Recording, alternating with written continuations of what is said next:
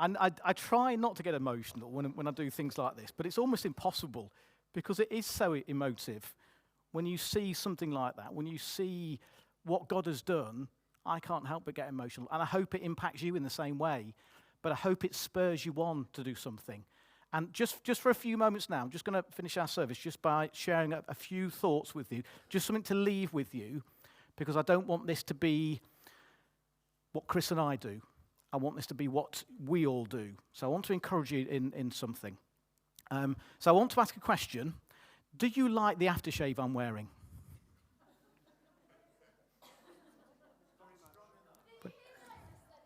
What did he say? Not really.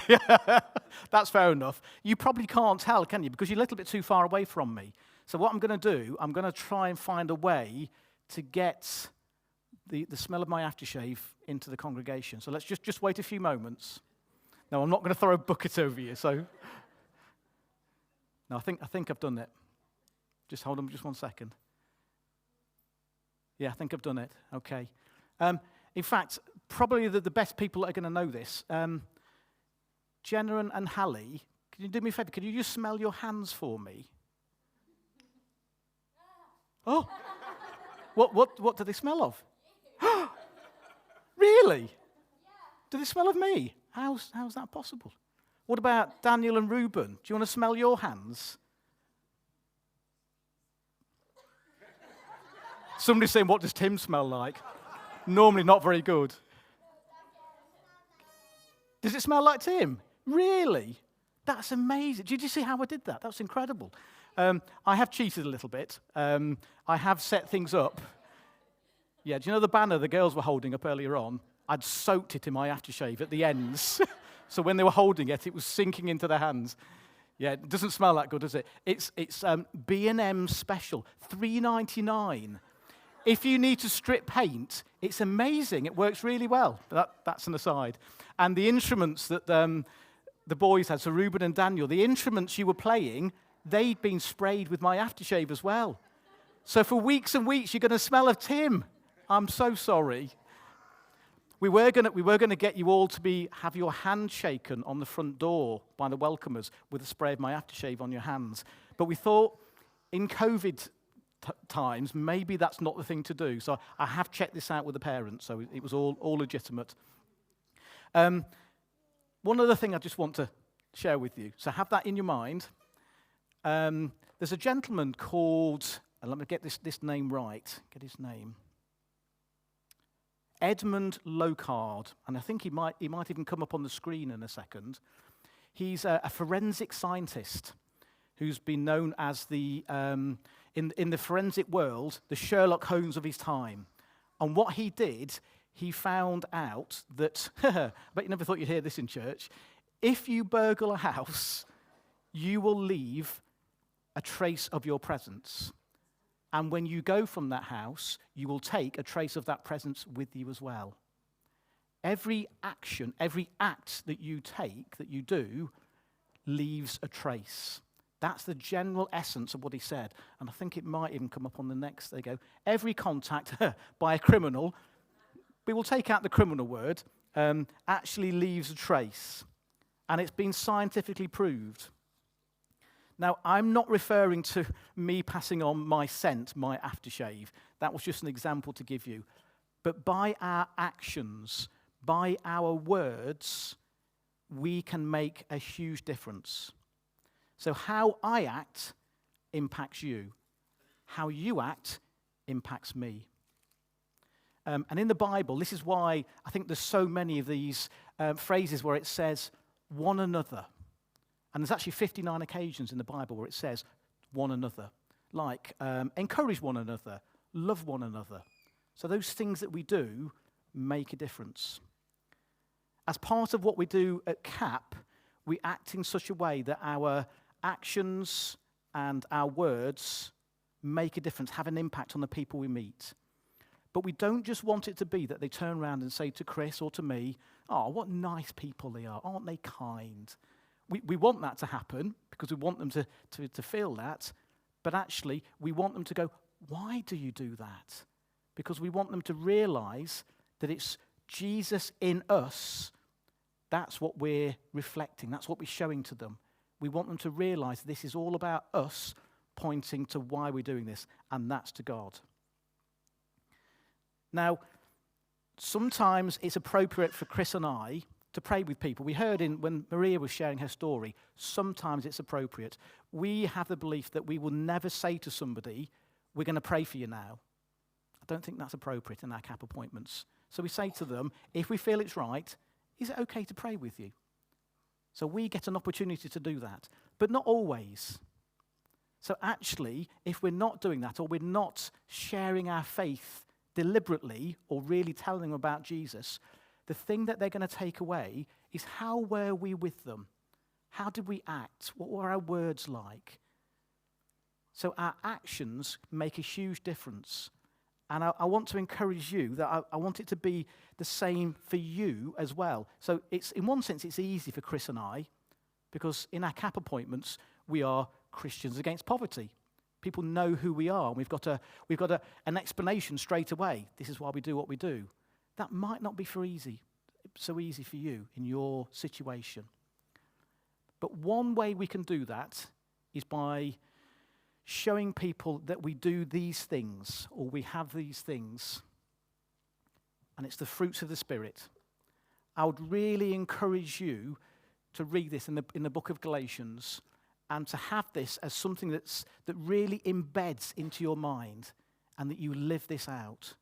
So are we people that show love, joy, peace, patience, kindness, goodness, faithfulness, gentleness, and self-control? Are they things that people see in you and they think, actually, yeah, that's the kind of person I see? So wherever you are, whatever your situation, whether you are working, whether you're in Bentley's, or you're at the Duke of Gloucester, like Maria was, whether you're at home looking after the children, or you're retired, whether you're a pupil in the school or a teacher in the school, you have an impact on the people that you're coming into contact with. Your trace will be left on them. Just like my scent was left on the kids, the words and the actions and how you behave will make a massive difference. So can I really, really encourage you to be those people that live this out? Now, I had to take the phone call this week from from Keith Harding. Now, some of you may not be aware, but Betty Harding sadly passed away this last week. Betty Harding is very special to many, many people in this fellowship. Very, very special. We are thrilled that she's now with her Saviour. She's now with her Fred again. She's reunited. But when I took that call, I thought, that's no coincidence. I happened to be writing this as the call came in, because I was trying to think of an example of somebody that I could share with you. And there's lots of you here. But I thought God was saying, look, Betty lived this out. She was full of kindness. Such a good person. Her prayers, the faithful prayers that lady prayed for all of you, and she prayed for her church daily. So she lived it out. She really did. What an example to each of us. But can I encourage you not only to think of the examples here, but read the Bible. Read what it says in the Bible about the best example that can ever be. Jesus himself. When he walked on this earth, that's him. What those words are is Jesus. That's how he lived his life. He even went out of his way to express those things to people. He met with people nobody else will spend any time with, and he showed them all of those things. He's the best example for us to live out and to try and follow. But just to turn it on its head a little bit, how we behave can make a big difference, because what it can do, it can lead people to want to find out about the God that we serve. But I have to be honest, it can also put people off. And I know I can sometimes be quite silly and a bit daft in when I'm doing things like this. Deadly serious. Our witness, how we are with people, makes a difference. So when you leave this building, how you behave can have an impact on whether people will want to find out about the God that we serve, that we love. So, if you are working, how do your staff view you? What do they think of you as a boss? Do you show these things? Because that's how we should be living as a follower of Jesus. In your family, are you seen like this? In your school? In your church? Because if you can't do this and live this out here amongst our fellow brothers and sisters in Christ, how are we going to manage as we walk out of this door into the world? So can I encourage you, but also challenge you to think, I want to leave a trace, and I want it to be, this is my trace. This is what I leave behind, or this is what people think of me, and am I pointing people to Jesus? Let's not be thinking, I just want people to like me. And actually, in the work that Chris and I do, that can sometimes be quite hard not to do. You're almost desperate for people to like you. And as a character, I'm a people pleaser. I want people to like me. But actually, what I should be thinking is I want people to look at me and then look at Jesus. Almost like a reflection, like a mirror. So as they look at me, what's reflected back is Jesus. So it's not about Tim. It's not about you. It's about you going, this is all about him. So it's an encouragement, but it's also a challenge, because our actions can make a positive impact. It can also have a negative impact on people as well. Maria has been an inspiration to me. God first called me to help Maria. Having Maria sat in that Easter service across the aisle here and watching her worship in complete freedom and abandonment before the God that she's just encountered encouraged me and challenged me. Do I behave like that? Do I worship God in that freedom like Maria has done? So God has brought us together to help each other. It's not a one-way thing. It's a two-way thing. God's good like that. He will put people in your path that you can bless, but also bless you. But keep thinking about that trace. Don't think about the burglaries. Just think about the trace that you leave. If you want, you can all come to me afterwards and I'll spray some of my scent on your hands. You may never see your hand again because it will probably just disappear under the smell.